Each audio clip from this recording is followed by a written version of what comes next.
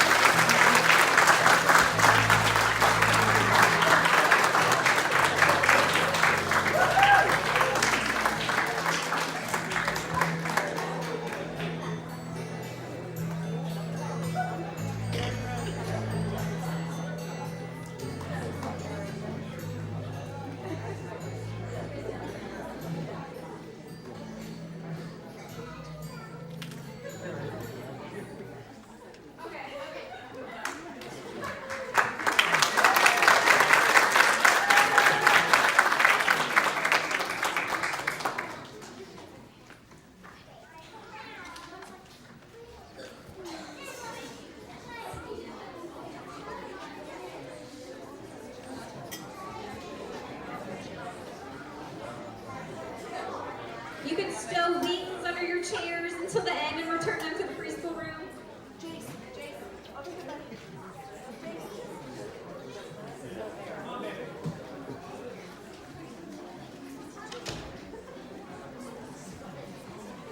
Presley, over here with me.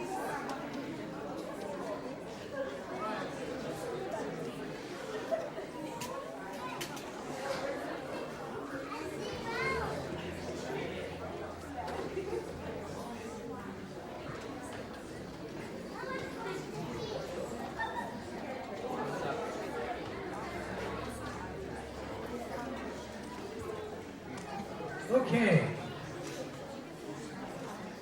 now comes the dignified portion of the service when we read scripture out of Luke chapter 2. In those days, Caesar Augustus issued a decree that a census should be taken of the entire Roman world. This was the first census that took place while Quirinius was governor of Syria, and everyone went to their own town to register. So Joseph also went up from the town of Nazareth in Galilee to Judea. Hold on. Have no fear. Everyone's favorite little helper is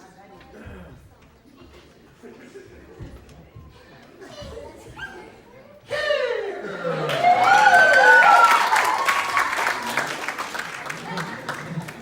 Yeah, but why? What are you doing? To save Christmas, of course. Yeah, we're always in trouble. Well, I mean, you're doing really good with that old reading thing you do every year, but, I mean, come on. Okay, and you got a better idea. I do. A little ornament here, a little ornament there, a little sprucing up here. It'll add some Christmas cheer. I take it you're not buying it. Well,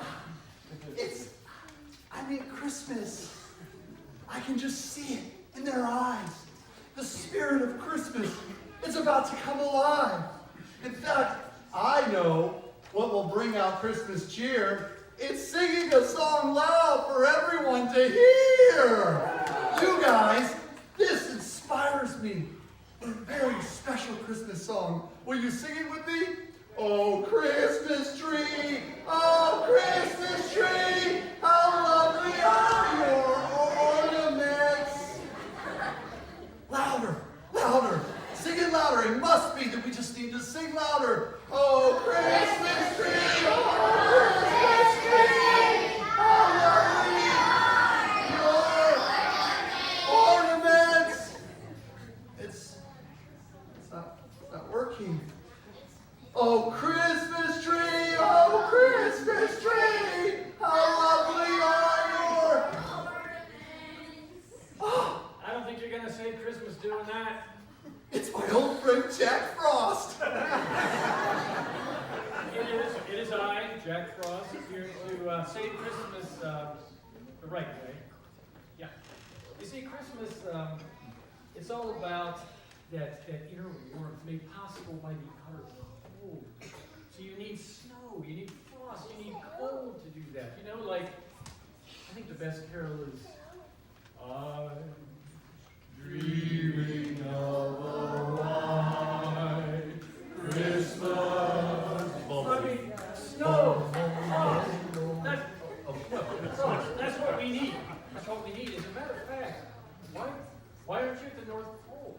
I mean, that's where the most Christmas place is, with all that snow. I mean, snow for Santa's sleigh, snow for the reindeers, snow for the snowmen. Oh, no. My friend.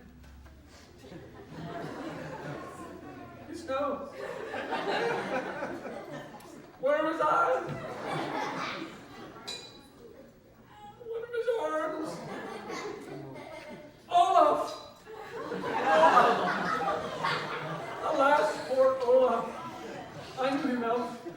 Oh my goodness. Well, I know what I can do. I think. What?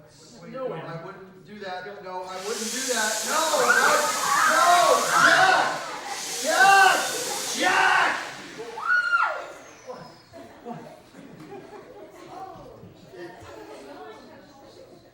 It's not Olaf. It's just some stuff the cleaners picked up and forgot to put away. Not Olaf. I knew that. I did. Right, sure. I know what will get the Christmas spirit going. Okay. Santa! I know him! We need Santa here. And you know how you get Santa to come to an event like this? The Santa call. That's how. It goes like this. Santa, Santa, Santa! Oh, oh, oh! Santa, Santa, Santa! Oh, oh, oh! You guys do it with me. Here we go. Santa, Santa, Santa! Oh, oh, oh! Santa, Santa, Santa! Oh, oh, oh! It's not working. Maybe, I don't understand. He was here this morning. I mean, maybe he has something to do tonight. It's bigger than that. I think the real problem here is global warming. So, what we need is a little global freezing, all right? Wait. Just hold that out there. Hold on. We just freeze and blow.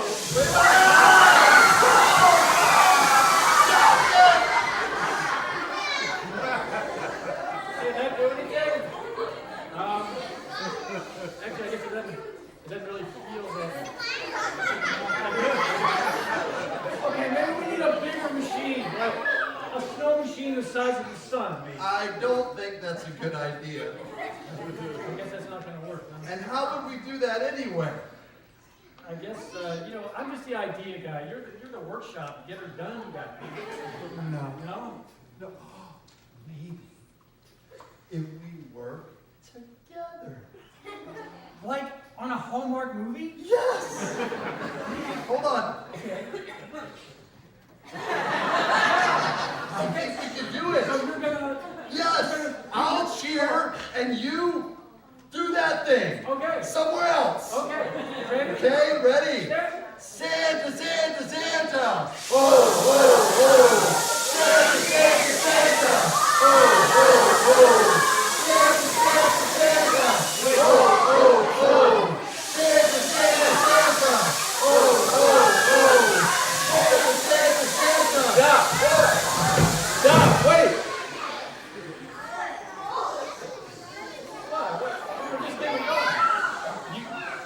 can't save Christmas.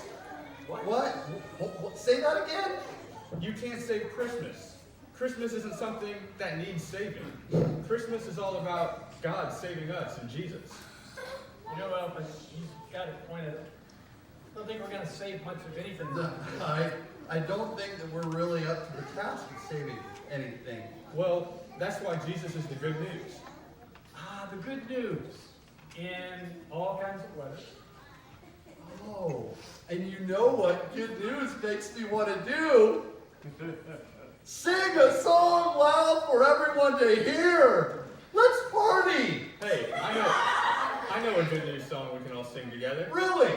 Joy to the world. Well, hold on. Let's harmonize a little bit. You sing it again. Joy to the world, the Lord has come. The earth receive her King. Let everything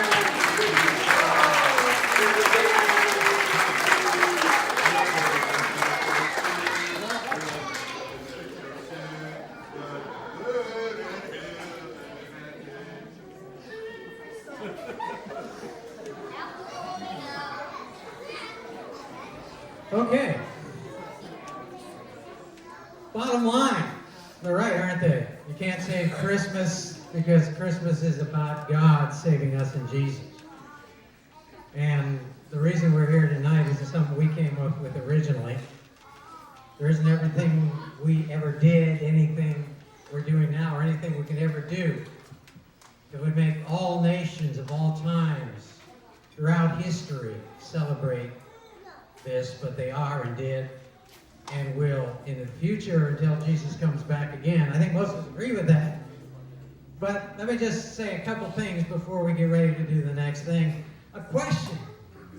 Although we think we're not trying to save Christmas, are we not trying to save Christmas a little bit when we try to earn it? That whole thing about being good enough to get presents. I'm not talking about Santa's nice list. I'm talking about each other's nice list. Because we all got folk and things that sometimes we're more liable to give them because we like them more. And we're more likely to get them from them and be nice to them because they'll give to us. And so, one of the things I think that we kind of miss, we think of songs, we think of all those things, and that's what the skit was all about, isn't it? It's all about these guys trying all these cool things at Christmas that we think about. And realizing that Christmas, and this is a guy by the name of Henry Nouwen said this. Let me just tell you about Henry Nouwen. He was a Harvard scholar. He was a guy who wrote a lot of books and was a very in-demand speaker. He quit all of it to go work and help a mentally challenged young man for the rest of his life. And the reason he could do that is because he knew he didn't have to earn anything. He had the grace of God in Jesus Christ. And that's what Christmas is first and foremost about. And the other thing about Christmas, I think I sometimes might be trying to save it by what I buy. Anybody know? What is the must-have gift for this year? Anybody know? iPhone X. Okay, iPhone what? X? Okay, that's like 10 ahead of me. Okay, that's great. Well, here's the problem. Here's the problem with the must gift. It's a moving target, you know. 1983, Cabbage Patch. That was the big gift there. Some of you will remember that, not you young guys. 1985, you paid $18 for a pound puppy. Huh? Anybody got one now? Okay, 1989, that was 1889, no, 1989, a Game Boy. 1995, Beanie Babies. 2002, iPod. Nothing like the iPhone 10, but there you go. So whatever happened to all those things? You know, what happened to all the other must-have gifts? You got a theory? They went out of style. How do you ever get in style? That's what I want to know, because here's the deal.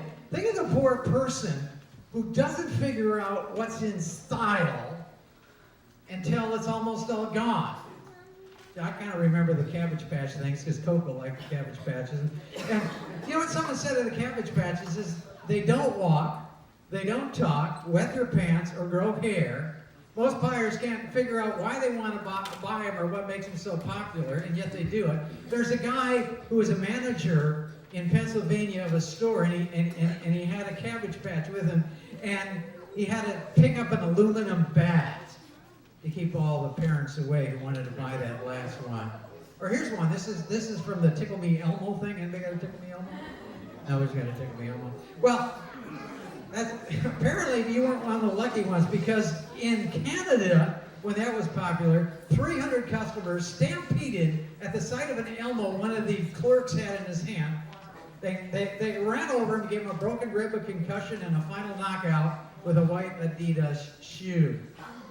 And I'm guessing they all had good reasons to do it. I think they all thought it would be a great gift, and they thought their kid would never be the same if they didn't get it. The kid certainly thought he or she would never be the same if they didn't get it, right? You really think it would help if that kid had that gift or not? Do you think it makes a difference? Let me tell you something. They did a little show on TV where they had kids, and these kids were from low-income families. And what they did to them is they gave them 2 gifts, put 2 in front of them. They said, this is what your parents want, and this is what you want. Now I want you can only have one of them, choose one of them. You either choose the one for your parents, or you choose the one for yourself. How many do you think chose for themselves? No, only 20%. Aren't kids great? 80% pick the parent for their kids.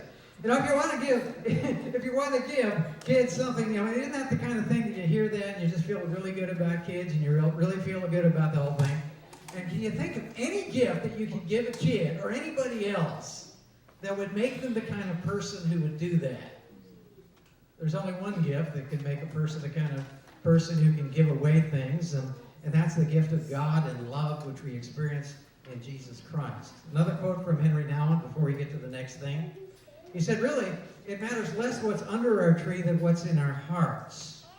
A life is like a day. I'm quoting him now. It goes by so fast. And if I'm so careless with my days, how can I be careful with my life? I know that somehow I have not fully come to believe that urgent things can't wait while I attend to what's really important. But it boils down to a question of deep and strong conviction. Once I am convinced that preparing my heart is more important than preparing the Christmas tree, I will be a lot less frustrated at the end of the day. Major point, let God save Christmas, you can't do it.